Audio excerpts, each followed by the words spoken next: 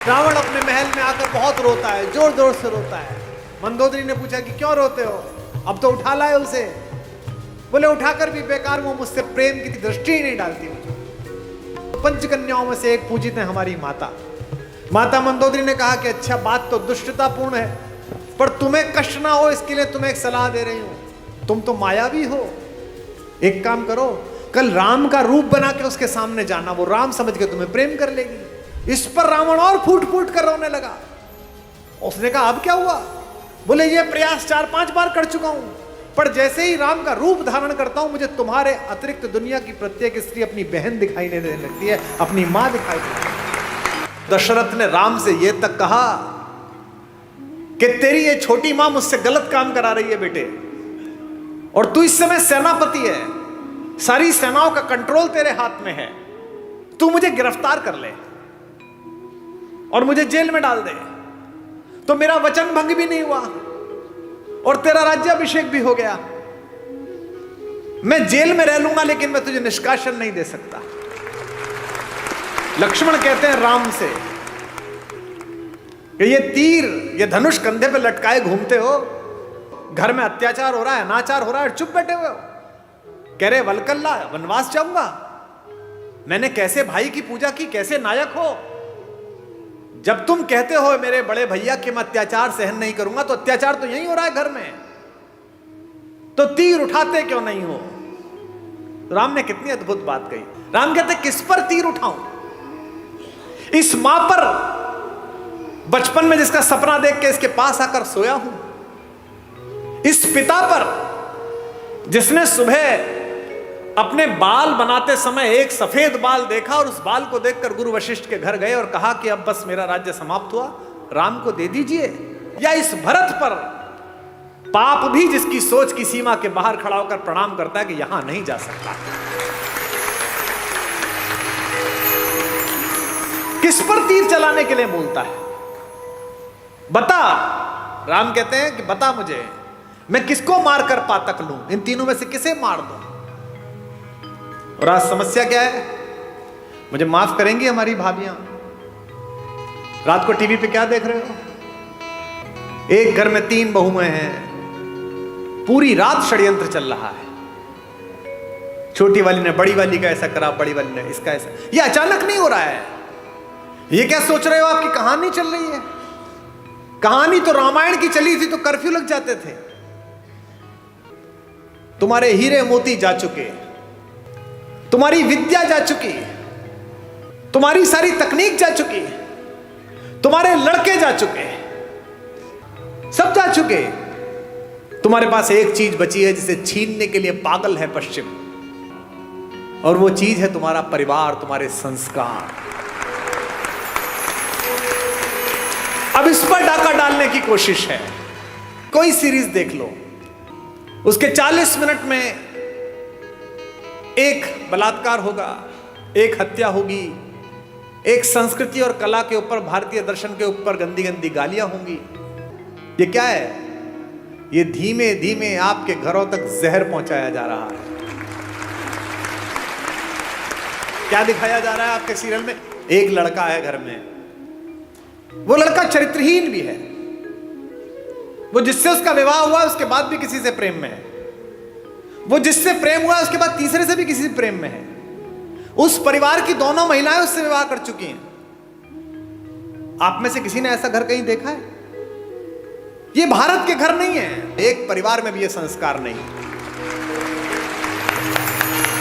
लेकिन ये डालने की कोशिश की जा रही है कि ये सही है। तो हमारे परिवार के संस्कारों पर विषाणु का हमला है। आप समझिए ध्यान से, क्या घर ऐसे होते हैं जो दिखाए जा रहे हैं? उनको पता है कि आपके यहां आज भी ये स्थिति है कि अगर कोई भाई संकट में होगा तो दूसरा भाई आ जाएगा। इस नींव को तोड़ दिया अगर तो खेल अपने हाथ में है। अगर आपके मन में से संतोष हटा दिया जाए कि एक वलकल में रहकर भी मिथिला की राजकुमारी और अयोध्या की महारानी सीता 14 वर्ष काट देती है, तो आप बाजार में कैसे जाओगी? कलेजे पे हाथ रख के बताओ कलकत्ता वालों, जब 10 साल पहले इंटरनेट की शॉपिंग नहीं थी परचून की दुकान पे जाते थे, उतना ही सामान लेके आते थे जितना आवश्यक था। पर्ची जाती थी ना, परचून वाला आपसे यह कहता था कि भाभी जी आधा किलो जीरे के साथ आधा किलो हल्दी और फालतू ले जाओ। आप कहते हल्दी रखी है, क्यों ले जाऊं? उतनी परचून पे सामान लिखिए, उतना ही सामान बनता था, उतना ही सामान आता था। अब मॉल में जाते हो, बाजार सामने है, ये भी डाल दे, ये भी डाल दे, ये भी डाल दे, उसकी आवश्यकता नहीं है फिर भी डाल दे। ये पोछे नए तरीके के आए हैं, ये सामान उठाने के चमचे नए तरीके के आए हैं, ये तवे नए तरीके के आए हैं। लकड़ी के तवे बेच दिए लोगों ने, जो लकड़ी खुद ही जल जाएगी, कि सब ये बहुत अच्छे होते हैं। तवे ले आए, आप यूज नहीं करे आपने। अच्छा छोड़ो, अब आपने मॉल जाना भी बंद कर दिया, तो उसने कहा अरे ये तो ग्राहक फंस ही नहीं रहा, कुमार विश्वास तो घर बैठ गया, तो आ ही नहीं रहा, तो उन्होंने मोबाइल पे दे दिया, बोले यहीं देख बाजार। बाजार सामने, ये मुस्कुराते हुए चेहरे पर अच्छी सी शर्ट, मेरी हाइट कितनी? 5'11" है ना, मेरा साइज कितना, मेरा वजन कितना, और वो पहन किसने रखी है?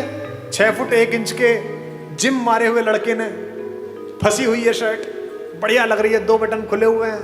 कुमार विश्वास को लगा ये पहनने के बाद सनी देओल लगेगा, तो खट ले ली, 5000 रुपए की आई, टांग के देखी तो अच्छी नहीं लग रही, क्योंकि वो क्या था?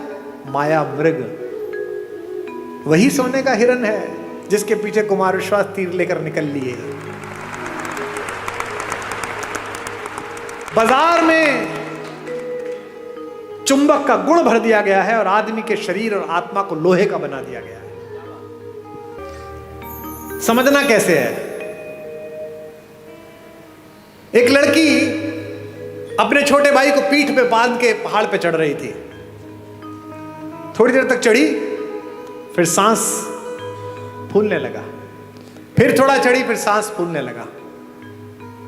ऊपर से लौटते हुए मवेशी चराने वाले मिल गए। उसने कहा कि इसको नीचे क्यों नहीं रख देती है, आ जाएगा, इतना भारी हो रहा है। उस लड़की ने कहा भारी? ये वजन नहीं है, ये मेरा भाई है।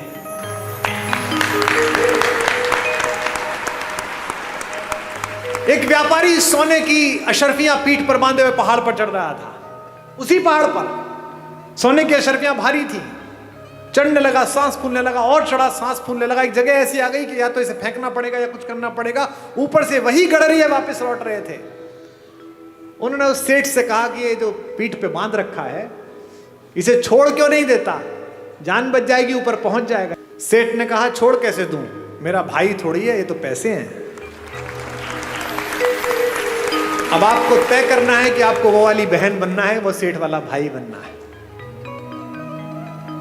एक राम है जो जंगल में घूमते हुए सुग्रीव को भी भाई बना लेते हैं, हनुमान को भी कहते हैं तुम मोहि प्रिय ही भरत सम भाई।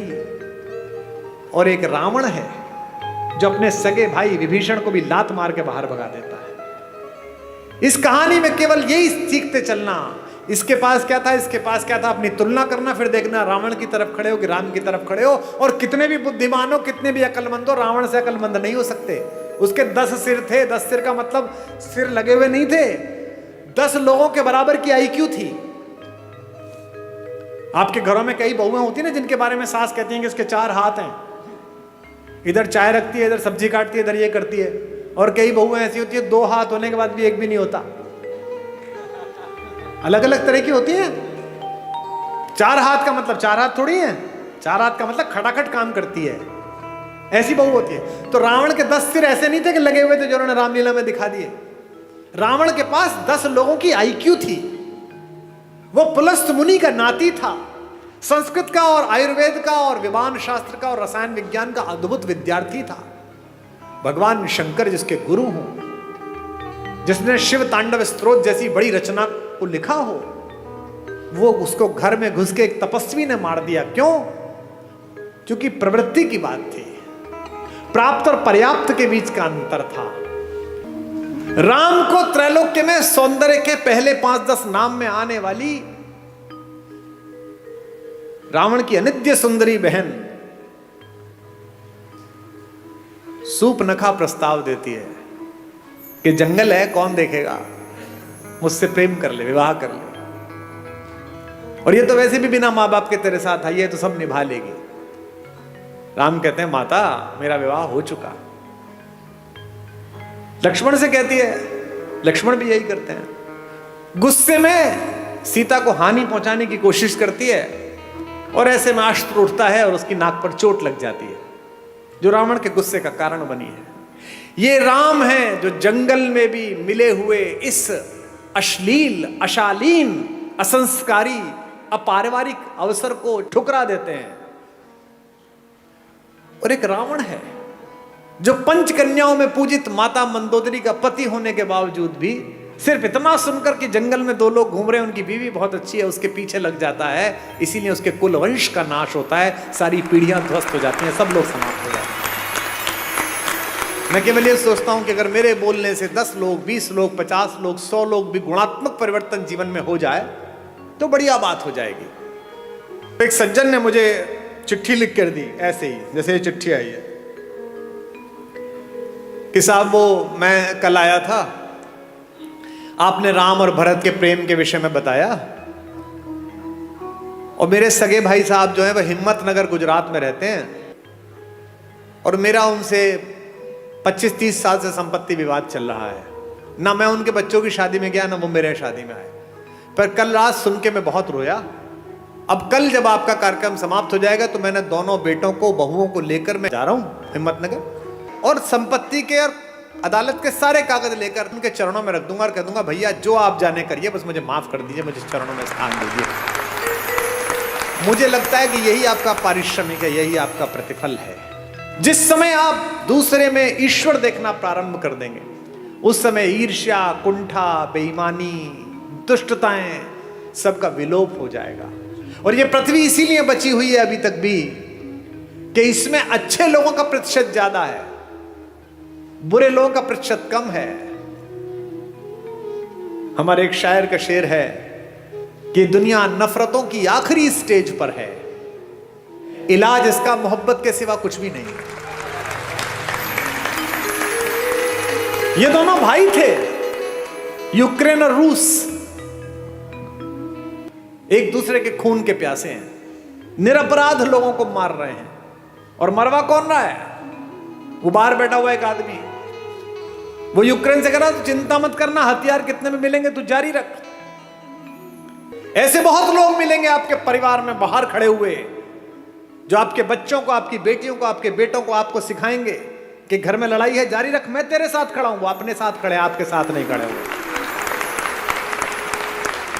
जो भी व्यक्ति ऐसी बात करता मिले कि चिंता मत करना, मैं तेरे साथ खड़ा हूं, अपने भाई के खिलाफ हो जा, बहन के खिलाफ हो जा, मां के खिलाफ हो जा, समझना कि वो आपके साथ नहीं खड़ा है। तो ध्यान रखना, आपकी पारिवारिक शांति में तब तक सफलता बनी हुई है जब तक बाहर खड़ा हुआ एक आदमी जो आपको बहकाता है, आप उसकी चपेट में नहीं आ रहे। परिवार के बाहर खड़ा हुआ कोई भी आदमी परिवार के किसी व्यक्ति के खिलाफ भड़काए तो समझ लेना मंथरा द्वार तक आ गई है। अब आपको तय करना है कि अयोध्या बचानी है कि नहीं बचानी, क्योंकि जो आपके साथ खड़ा है वो कह रहा है कोई बात नहीं, थोड़ा नुकसान फायदा चलता रहता है। राम से सब छिना लेकिन सब मिला। इसीलिए मैं बार बार अपने सत्र में एक बात कहता हूं, महत्वाकांक्षा खूब रखिए, लालच शून्य रखिए। ये जो आपके पास है इसे जब तक पर्याप्त मानते रहोगे तब तक खुश रहोगे। जिस दिन दूसरे के पास जो है उसको प्राप्त करने की कोशिश करोगे, उस दिन कष्ट में आ जाओगे। टेलीविजन पर क्या विज्ञापन आ रहा है? ये 2 भाई बहन बैठे हैं, ये एक मामा जी बैठे, एक माता बैठी है। इनमें प्रेम की क्या कमी है भैया? 2 शताब्दी से ज्यादा का प्रेम है दोनों का एक दूसरे से, भैया बहन का। हमको क्या सिखाया जा रहा है? रक्षाबंधन से 5 दिन पहले एक डायमंड की कंपनी आती है, वो कहती है इस रक्षाबंधन बहन को ये हीरा दे दो। हमको क्या सिखाया जा रहा है करवा चौथ पर? ये डायमंड दे दो। यहां तक कि घर में हम कौन सा कुकर खरीदें इस पर भी प्रेम। जो बीवी से करे प्यार वो इस फला कुकर से कैसे करें इनकार?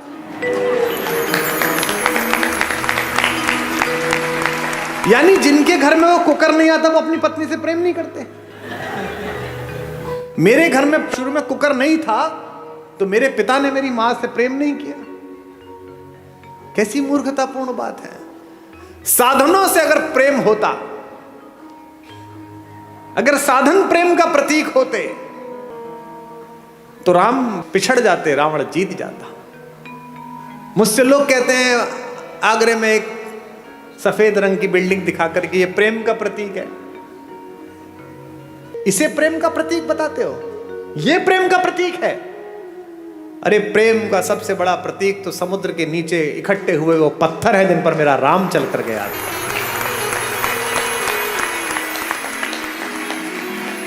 राम ने कहा है ऐसी की तैसी इस पर्वत की, ऐसी की तैसी इस समुद्र की। अगर मेरी प्रेमिका मेरी पत्नी के बीच में कोई आया है तो 7 समंदर पार छुपाओ, उसके घर में जाके मारूंगा।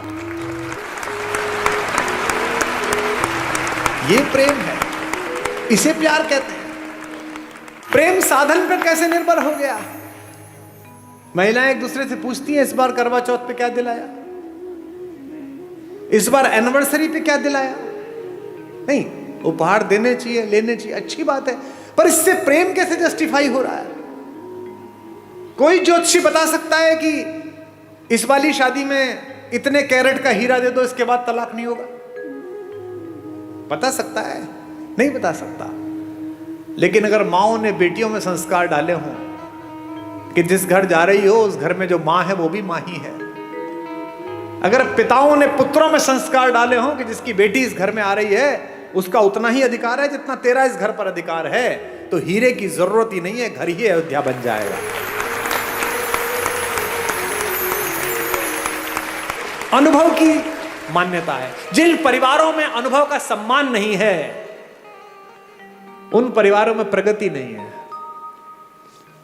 दिस इज माई लाइफ कहने वाले जो लोग हैं ना, जो छोटे बच्चे हैं, उनको ये जानना चाहिए कि अनुभव के सम्मान से ही बहुत सारी चीजें आती हैं। अनुभव से ही अगर सारे वानर युवा होते और एक जामवंत ना होता तो राम सीता तक पहुंच जाते। सब तो समुद्र के किनारे खड़े होकर ये सोच रहे थे यार मैं 40 किलोमीटर जा सकता हूं, मैं 5 किलोमीटर जा सकता हूं, कूद चेक कर रहे थे। जामवंत थे, उन्हें पता था कि ये हनुमान जा सकता है लेकिन ये भूल गया है, इसको शाप मिला है।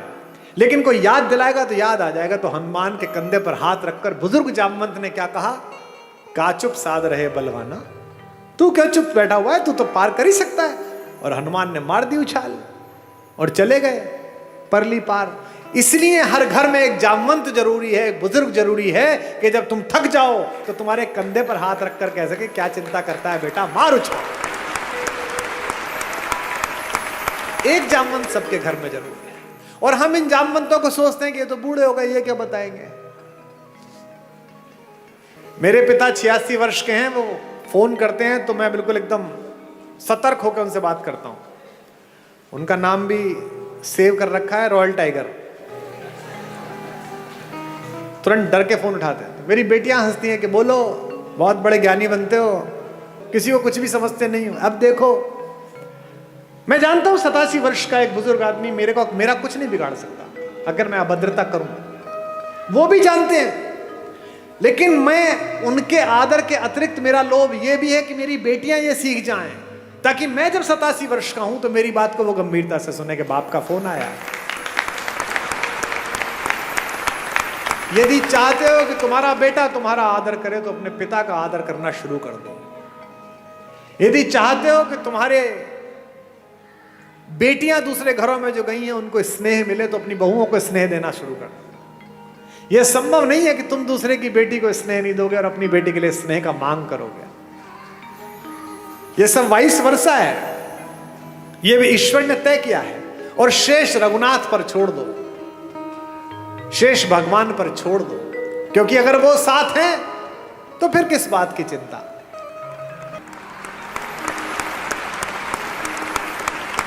जब विश्वामित्र लेकर गए जनकपुरी में तो धनुष तोड़ दिया। धनुष तोड़ने के बाद जनक ने कहा कि विवाह कर लो।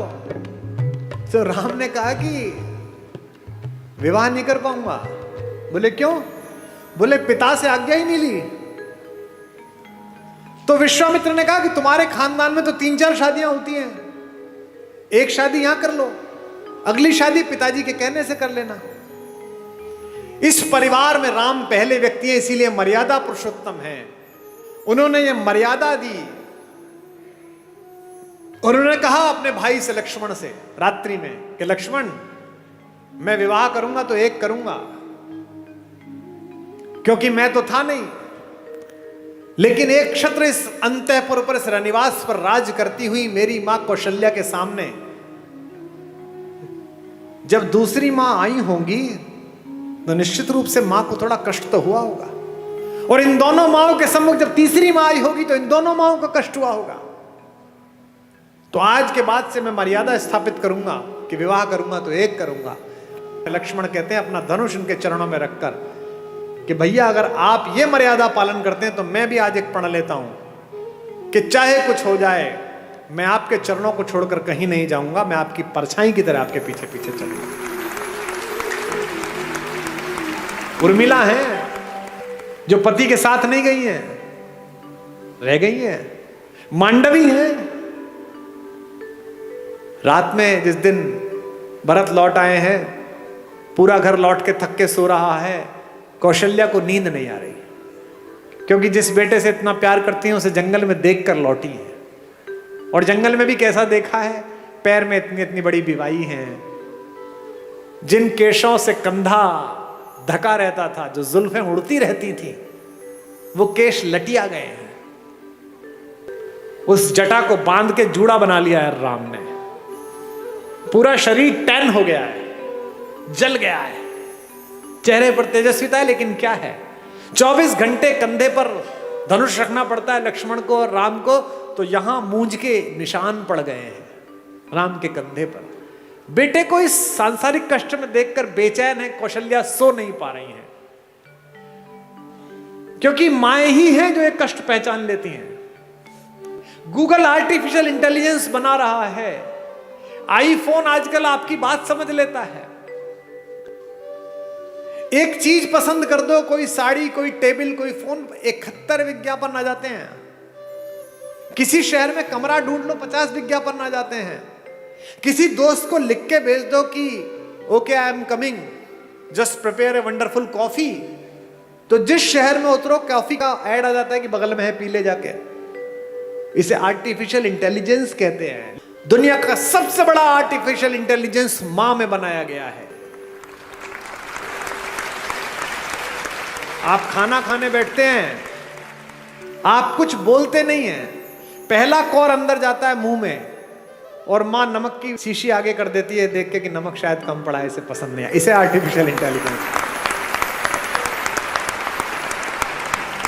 तो कौशल्या जगी हुई है। कौशल्या देखती है कि ऊपर रनिवास में कोई लड़की घूम रही है। कहती कौन है इस समय जो हमारे एनक्रोचमेंट में हमारी जगह पर घूम रही है, दासी तो हो नहीं सकती। ऊपर जाती है तो देखती है मांडवी घूम रही है, भरत की पत्नी। मांडवी पैर छूती है, मां आप सोई नहीं? तो कहती है बेटा नींद नहीं आई। तू क्यों जागी हुई है? भरत के पास जा। मांडवी कहती है कि मां शायद आपको पता नहीं, आप कक्ष में थी, वो तो यहां नहीं है। कहां गया? उन्होंने कहा कि जब तक राम जंगल में रहेंगे मैं राजधानी में नहीं रहूंगा, मैं अयोध्या के ठीक बाहर नंदीग्राम में कुटिया बना के रहूंगा। राम नीचे सोते हैं, मैं नीचे सोऊंगा। वो वलकल पहनते, मैं वलकल पहनूंगा। वो चप्पल नहीं पहनते, मैं चप्पल नहीं पहनूंगा। वहीं से मैं अयोध्या चलाऊंगा। कहां? तो दिखाती है कि मां वो देखो दूर जो कुटिया बनी हुई है, वो कुटिया बनाई है। तू क्यों नहीं गई बेटा? मांडवी कहती है मां मैंने तो कहा था जंगल में आपको जरूरत पड़ेगी मैं आपके साथ चलती हूं। देखिए कैसा भरत है। उन्होंने मुझसे कहा कि नहीं, भाभी जंगल चली गई है, तीनों माएं अकेली हैं, ऐसे में बड़ी बहू तू है, तेरा घर पर रहना जरूरी है तीनों माओं की सेवा के लिए। ऐसी मांडवी है, ऐसा भरत। फिर मांडवी से कहती है अच्छा कोई बात नहीं, तू सो जा। बोले नहीं, अभी मां उनकी झोंपड़ी में दीपक जल रहा है, यानी वो काम कर रहे हैं, जब तक वो जागेंगे तब तक तो मुझे जागना पड़ेगा। लोग हमसे कहते हैं कि ये वुमेन एम्पावरमेंट के खिलाफ है, तुमसे कभी कोई कहता मिले कि हिंदुस्तान वुमेन एम्पावरमेंट के खिलाफ था तो इन्हें सदा बताना, आज से 1000 साल पुरानी कोई मूर्ति निकाल के ले आओ हिंदू देवी देवताओं की, सब में उनकी पत्नियां उनके बगल में खड़ी हुई हैं। ऐसा कोई देवता नहीं मिलेगा जो अपनी पत्नी के बिना खड़ा। हिंदुस्तान के देवताओं के नाम क्या है? भारत के देवताओं के क्या नाम है? सीता राम। कभी सुना राम सीता? आपने कभी सुना राम सीता का मंदिर है? सीताराम का मंदिर है। आगे राधा कृष्ण। आपने सुना वृंदावन में कृष्ण राधा का मंदिर है? नहीं, राधा कृष्ण। हमारे सारे देवी देवताओं में पहले पत्नी का नाम है नमः पार्वती पतये। पार्वती पति को प्रणाम है। हमारे यहां पहले देवियों के स्थान है, बाद में देवता आते हैं। दुनिया की पहली जज भारत की महिला हुई। जब आद्य शंकराचार्य ने आचार्य मंडन मिश्र के साथ शास्त्रार्थ किया तो यह तय हुआ कि एक जज बिठाया जाए। जज कौन बैठे?